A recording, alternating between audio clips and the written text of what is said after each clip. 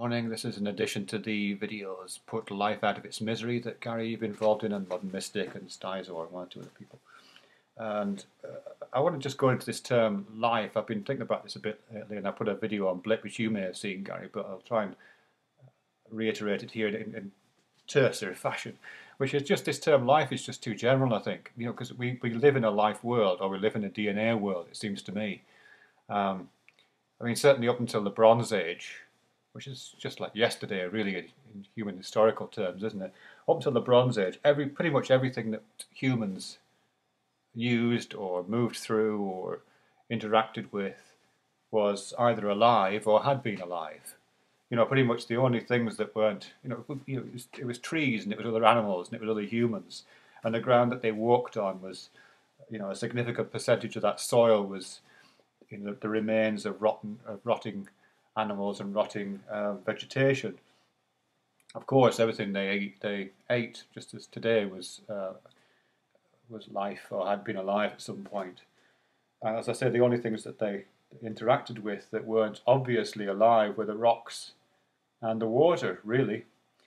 And it hasn't changed that much since the introduction of the Bronze Age. I mean, pretty much the only significant things that we interact with now that aren't either currently alive or have been alive in the past are metals, really, and some salts. That's about it, really, isn't it? Pretty much everything we do. I look out the window and I see vegetation predominantly, or as I say, I see dirt, and dirt it's got minerals in it for sure. But yeah, there's a lot of the fact that it's soil means that it contains the remains of once living creatures, and it's not just that, is it? It's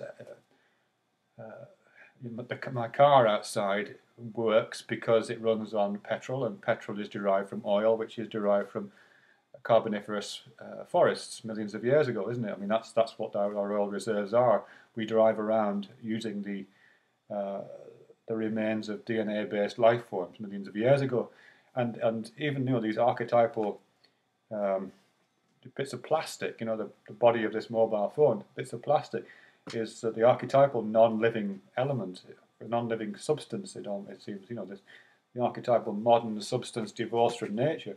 A lot of plastics are derived from petrochemicals, which, as I say, are derived from carboniferous forests.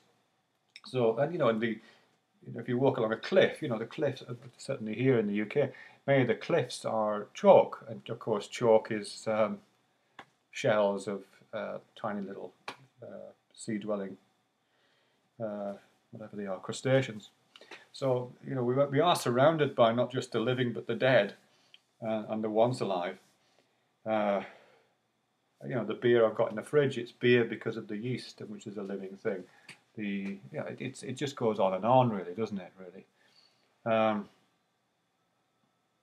So what am I saying about that? Well, just that to start saying let's put life out of its misery or just ignore life, I just don't think it's accurate enough. I don't think it's discriminatory enough. I think we need to make discriminations within this DNA universe that we move through, really. Because as I say, 99%, well, probably 90% of it, and certainly 99% of the important stuff is or has been once alive. It's the distinctions we've talked about in the past are the important ones, surely, aren't they, Gary? I would have thought, the distinction between sentience and insentience, the distinction between the ability to feel pain and the inability to feel pain, perhaps the ability to use language and not use language, the ability to step outside the limits of your own desires and see them for what they are, the ability to recognize the desires of others and give value to those, the ability to recognize value in and of its own as a thing that's not just a driving force, that is something that you can consciously assign, or that you can get into an interpersonal relationship with other people and assign. This thing about purpose, I mean, that's really important. Of course, I think the whole idea of purpose, just like the idea of value, and I think those are intertwined concepts. The whole idea of purpose is, of course, it originates in desire. When you talk in one of your videos about, the donkey ploughing the field, the donkey doesn't plough the field because it wants to plough the field. The donkey ploughs the field because it wants to avoid the stick and get the carrot. Those are the desires. But we can plough the field because we want to plough the field, because we are capable of kind of writing stories about the future and then seeing a desirable future and then projecting our desires towards that. It's sometimes in really abstract ways. I mean, a lot of the things that we talk about on here are about kind of utopian futures. When we're not talking about destroying everything, we're talking about utopian futures in which there is fair shares for all, and in which corporations don't run quite as much as they do, and in which governments aren't quite as corrupt as they are, and in which there's not quite as much exploitation. These are potential futures we're talking about here, with varying degrees of optimism and pessimism, admittedly. But the very fact that we can do that and we can tailor our current behaviour as purposive towards those hypothetical futures, indicates that we are able to make a distinction between immediate desirable purposes and the possibly delayed gratification towards a future that might be better in some way. And things like sacrifice and willingness to undergo hardship to get to a longer term goal, even if you yourself don't reach it, but somebody else does. I mean, that's again a significant distinction in this DNA world. Animals are incapable of doing that. We seem to, as far as I know, and I may be wrong here, we seem to be the only ones that can make intergenerational plans. We can plan things which ourselves, our children, our grandchildren won't see the fruits of, but future generations might. Admittedly, we're not good at it, and that's something we could certainly be better at. But yeah, so. Yeah, I guess all I'm saying is, just to sum up 6 minutes 51 seconds here, is it's just this put life out of its misery. Isn't going to work for me as a general thing, because it's not specific enough. We need to. It's like saying let's destroy all matter. No, let's not destroy all matter, even if we have the capacity to do so.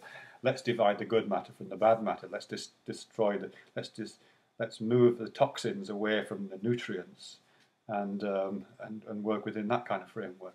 And the same thing with this life thing.